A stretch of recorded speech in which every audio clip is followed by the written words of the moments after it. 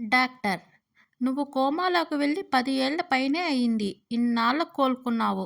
అసలు నీకు ప్రమాదం ఎలా జరిగింది? వెంగళప్ప: ఆ రోజు హాల్లో భోజనం చేస్తూ కూర రుచీ పచీ లేదు. మనిషన్నవాడు ఎవడైనా తింటాడా దీన్ని అన్నాను సార్. ఇంతలో ఏదో వస్తువు కిచెన్లోంచి వేగంగా నా వైపు దూసుకొచ్చినట్టు గుర్తు.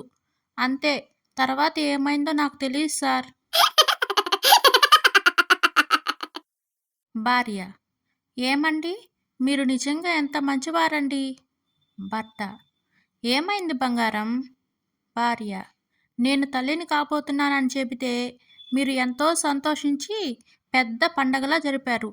మన పెళ్ళి అవ్వకముందు ఇదే విషయం మా ఇంట్లో చెబితే చావుగొట్టి మీతో పెళ్లి చేశారండి.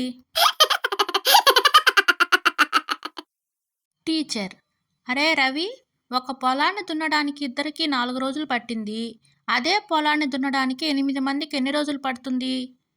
రవి: మీరు అడిగిన ప్రశ్న తప్పు సార్. టీచర్: అందులో తప్పేముంది? రవి: అప్పటికే దున్నేసిన పొలాన్ని మరోసారి ఎలా దున్నుతారు సార్? భర్త: ఏమోయ్, మన పక్కింటి ఆవిడ పోయిందట పాపం. పద వెళ్ళి చూసొద్దాం. భార్య: నేను అస్సలు రాను. వెళ్ళేటప్పుడు నన్నేమైనా పిలిచిందా? పోనీ చెప్పి వెళ్ళిందా? కిరణ్: నువ్వు ఎంత తాగినా మీ ఆవిడ ఏమి అనదట? అశోక్: అవునరా. ఎందుకంటే తాగి వీధిలో పడిపోయాక మా ఆవిడ నన్ను తీసుకెళ్ళడానికి వస్తే, ఇదిగో అమ్మాయి, నా ఇంట్లో బంగారం లాంటి పెళ్ళాం ఉంది.